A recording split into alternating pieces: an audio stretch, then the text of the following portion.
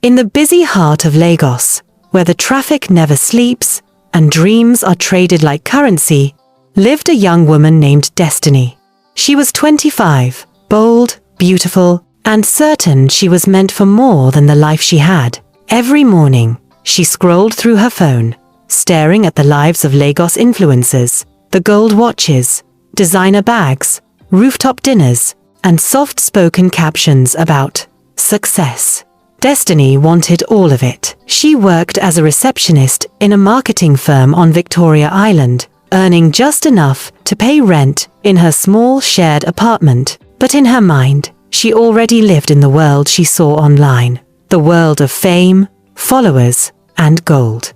Someday, everyone will know my name, she whispered to her reflection in the mirror before work. Destiny wasn't evil. She was just tired of seeing others rise while she stayed invisible. And in Lagos, invisibility felt like failure. So when her best friend Vivian, a humble fashion designer, told her, "Girl, peace of mind is better than fake fame," Destiny only laughed. "Peace doesn't pay rent," she said. "Gold does." That night, she posted another picture, borrowed clothes, borrowed smiles, captioned number, Lagos boss lady. But as she watched the likes slowly rise, she couldn't ignore a strange flicker near her reflection in the window, as if her shadow hesitated a second longer than she did. She didn't know it yet, but this was the beginning of a modern Lagos folktale, a moral story about greed, self-worth, and the shadow we risk losing when we chase gold too hard. The night Destiny met Mr. Kuro, Lagos was glowing like it always does. Loud music from rooftop bars, headlights crawling through Victoria Island, and the air thick with ambition. She had gone out alone that evening, dressed in a borrowed sequin dress from Vivian's boutique. She told herself it was just to unwind after work, but deep down, she hoped someone important would notice her. Maybe a brand manager, maybe a producer, someone who could change her life. At the rooftop bar, Destiny sipped her drink slowly, pretending not to notice how invisible she felt among the city's elite. Then he appeared, a man in a perfectly tailored black suit, skin smooth like polished ebony, his expression calm, almost too calm. He didn't look like a regular Lagos businessman. There was something unnerving about how people seemed to move around him, not through him. "Long night?" he asked, his voice low and patient. Destiny smiled politely. "You could say that." He placed a small black card on the table. It shimmered faintly under the bar's neon light. "I help people who want more out of life," he said. "Fame, wealth, peace, whatever their heart desires." Destiny laughed nervously. "You make it sound like magic." He leaned closer. "In Lagos, everything is magic if you're willing to pay the price." She raised a brow. "And what's the price?" Mr. Kuro smiled. "Something small, something you won't miss, a piece of yourself that no one sees." She looked at him strangely. "You mean my shadow?" she joked. He didn't laugh. He simply nodded, slid the card toward her, and whispered, "Think about it." When Destiny looked down again, the card was gone. Outside, the night breeze carried a whisper through the streets. Every gold glitters, but some burn the hand that holds it. That night, Destiny couldn't sleep. She kept hearing his words echo in her mind. And somewhere, beneath the hum of Lagos traffic, her shadow stirred, waiting. By morning, Destiny convinced herself she had imagined everything. Lagos had a way of making even strange things feel ordinary. But when she got to work, she found a black envelope sitting on her desk. No name, no stamp, just a single card inside, embossed with gold letters. "Your time has come. Meet me at 9 p.m. The Glass Lounge, Eco, Atlantic." Destiny's hands trembled. She looked around, half expecting a prank, but deep down, something pulled her, that same hunger that had been whispering in her ear for years. That night, she went. The Glass Lounge glowed above the city, a palace of light suspended in the dark. There he was, Mr. Kuro, dressed the same, calm, unreadable. "You came," he said. Destiny crossed her arms. "You make it hard to ignore," He smiled faintly and slid a small golden coin across the table. "Hold this," he said. When she touched it, she felt warmth spread through her body. Confidence, beauty, power. "What is this?" she asked, almost breathless. "An invitation to everything you ever wanted," he said. "Money, influence, admiration. I'll give it all to you. But in return, I'll take your shadow." Destiny laughed, though her voice shook. "That's ridiculous." Mr. Kuro's gaze was cold. "Shadows carry truth. You won't need truth in the world you're entering." Her mind screamed to walk away, but her heart whispered, "Just imagine." By the time the night ended, Destiny had already decided. She would sell what she could not see to gain what everyone else could. The next morning, Lagos felt different, brighter, louder, alive. Destiny woke up to dozens of messages on her phone. Her latest post, one she barely remembered making, had gone viral overnight. Over 100,000 likes, brand offers in her inbox, and DMs from people she used to admire. Her old boss called her into the office. Instead of firing her, he congratulated her. "You've become an influencer. You're famous now." She quit that same day. By evening, Destiny was wearing designer clothes, attending influencer dinners, and appearing in Lagos lifestyle blogs. She finally had the gold she dreamed of: money, fame, power.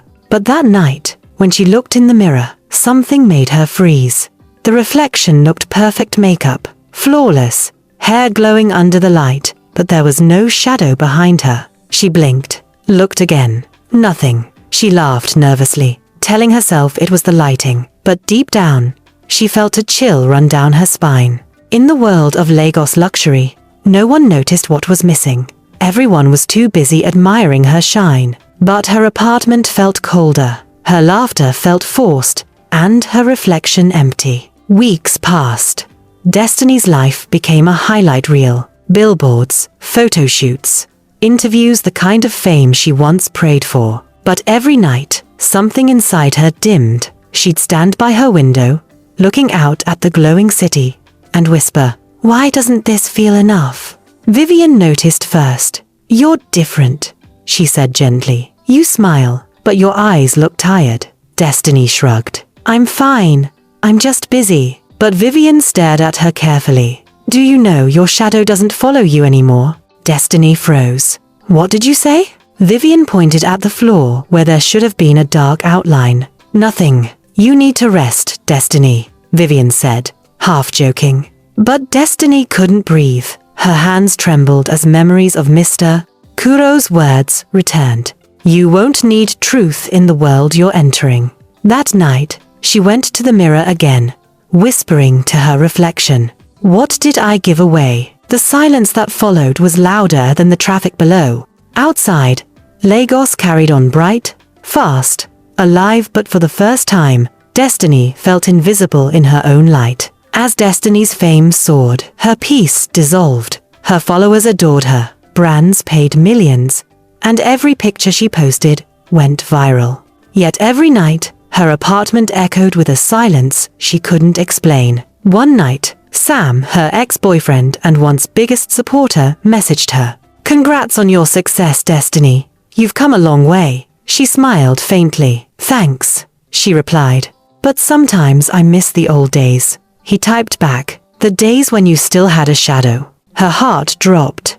"How do you know about that?" she typed. But he didn't answer. The next day, her camera crew noticed something strange.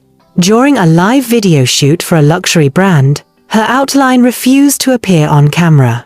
The lights flickered, screens glitched, and the director cursed under his breath. That night, Destiny sat on her balcony, staring at the glowing Lagos skyline. The lights looked beautiful from a distance, but somehow, the closer she was to them, the colder they felt, and as the wind swept across her face, she heard Mr. Kuro's voice in her mind. "You wanted gold.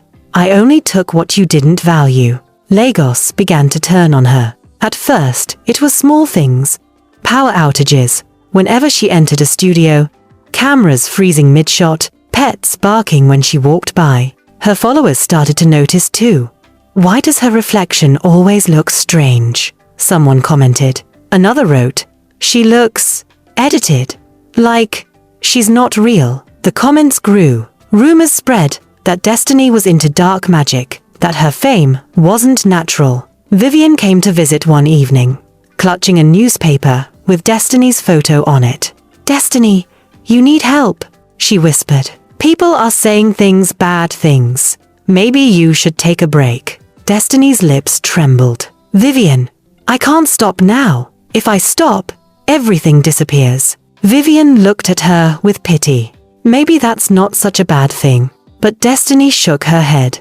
You don't understand. I worked too hard for this. She didn't realize that she was no longer fighting for her dreams, she was fighting to keep the illusion alive. And illusions, like shadows, never stay forever. It happened one rainy Friday night at a fashion event in Lekki. The red carpet lights flashed. Reporters swarmed. Destiny posed like always. Perfect smile. Flawless gown. But when the photographers looked at their screens, confusion spread. None of the photos showed her. Every frame was empty. Whispers rippled through the crowd. She's cursed. She's not real. Destiny's heart pounded as she looked down. Still no shadow. The rain poured harder, and she ran through the streets, past headlights and puddles, until her heels snapped, and she collapsed near a quiet alley. There, for the first time in months, she cried. Not the delicate influencer tears, but the kind that come from the soul, the kind that taste like truth. She whispered, I wanted to be seen, but now, no one sees me. Somewhere, under the neon glow of Lagos, a dark figure in a black suit watched her, silently. Mr. Kuro, his expression unreadable, as if he'd been waiting for this moment all along. Sam found her 2 days later. She hadn't answered any calls, hadn't posted online, hadn't even eaten. He walked into her apartment, shocked by the emptiness, furniture covered with dust, awards tossed aside, and Destiny sitting by the window hugging her knees. Destiny, he said softly, look at me. When she did, he saw the emptiness in her eyes. I made a mistake, she whispered. I traded my shadow for gold. Sam knelt beside her. Then take it back. Tears streamed down her face. I can't. He owns it now. Sam grabbed her hand. No one owns your soul unless you let them. Let's find him. She looked up at him, trembling. You believe me, he smiled sadly. I've always believed in you, even when you stopped believing in yourself. For the first time in months, Destiny felt something real warmth, hope. The search led them deep into Eco-Atlantic, the city of lights and shadows. Destiny remembered Mr. Kuro's card, his words, his eerie calm. If there was any place he'd return to, it would be where it all began. They searched the glass lounge empty. The staff had never heard of a Mr. Kuro. They checked hotel records. Nothing. But at midnight, when the streets were quiet and the Atlantic wind blew strong, Destiny saw a familiar figure standing under the Lekki Ikoyi Bridge, his silhouette sharp against the city lights. Mr. Kuro, she called, voice shaking. He turned slowly, his calm smile returning. You've come back. Destiny's eyes filled with tears. I want my shadow, he nodded. Then return what isn't yours, the fame, the money, the false love. Give it all back, and maybe your shadow will return. Destiny hesitated. And if I don't? He stepped closer, eyes dark as midnight. She knew then what she had to do. Destiny didn't sleep that night. She sat on the edge of her bed, scrolling through her phone one last time. The followers, the brand deals, the money that once made her feel alive. Now it all looked hollow. With trembling hands, she began deleting. Her photos vanished one by one. Her followers dropped. Her inbox fell silent. It hurt, but with every post she erased, the air in the room felt lighter. Vivian came by the next morning, shocked to see Destiny packing boxes. What are you doing? I'm returning everything that isn't mine, Destiny said. I traded my shadow for this life. I'm done living without my soul. Vivian didn't understand completely, but she helped. Together, They donated the designer clothes, returned the sponsorship money, and shut down the page that had once ruled Destiny's world. That night, Destiny walked to the same bridge where she first met Mr. Kuro. The city glowed around her, still rich, still restless, but for the first time, she didn't envy it. "I'm ready," she whispered. The wind stirred softly, as if Lagos itself was listening. The days that followed were quiet, too quiet. Destiny moved into a smaller apartment, far from the noise of Lekki's nightlife. She woke to birds instead of notifications. At first, the silence felt like punishment. Then it began to feel like healing. But one thing still haunted her, her reflection. Every morning, she stood before the mirror, waiting to see if her shadow had returned. It hadn't. She tried to ignore it, telling herself that peace was enough, but deep down, she longed for proof that she was whole again. Then one evening, as she cleaned the bare floor, she noticed a faint blur at her feet. Not dark, not solid, but there, a flicker, a promise. Destiny smiled through tears. It wasn't much, but it was something. A few weeks later, Destiny called Vivian and Sam to her new place. "I want to start something," she said. "A foundation for girls who think they have to sell themselves to be seen." They helped her plan it, the Shadow Foundation. Its mission: teaching young women in Lagos to build real value, not vanity, confidence, not comparison. Her first event drew only 10 people, but as she spoke, sharing her story as a modern Lagos moral tale about greed, self-worth, and second chances, every face in that small room glowed with hope. By the end of her speech, she looked down. Her shadow stretched clearly across the floor. Sam noticed and smiled. "Welcome back," he whispered. Months passed, and the foundation grew. Destiny was no longer the viral star of Lagos. She was something better, a voice that inspired others. Her story spread naturally. No camera filters, no sponsorships, just truth. One night, a journalist asked, "Do you ever regret losing everything?" Destiny smiled softly. "I didn't lose everything.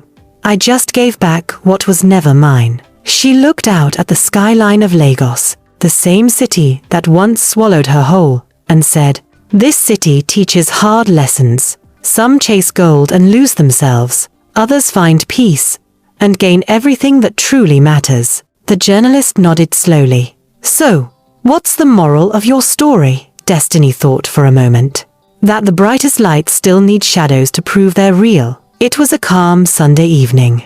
The sun dipped over Lagos Lagoon, painting the sky gold and pink. Destiny stood on her balcony, barefoot, peaceful. For the first time in what felt like forever, she wasn't pretending. She wasn't performing. She was simply there. She turned slightly, and her shadow followed perfectly in step. She smiled. Down below, kids laughed as they chased each other through the street. One of them pointed up and shouted, "Auntie Destiny!" She waved back, laughing. Mr. Kuro was never seen again. Some said he was just a myth. Others whispered, he still walks the city at night, offering gold for souls. But Destiny knew the truth. He was only ever a reflection of what Lagos already teaches, that greed costs more than gold, and peace pays better than fame. As the sun disappeared, Destiny whispered softly, "I found my shadow again, and this time, I'm not selling it." And somewhere, the city of Lagos seemed to sigh, another story finished, another lesson learned. The moral lesson of this story is that no amount of fame or gold is worth losing yourself. In the race for success, never trade your truth for attention, and never let greed blind you to peace. Because in the end, true wealth isn't what shines in public, it's what stays with you when the lights go out.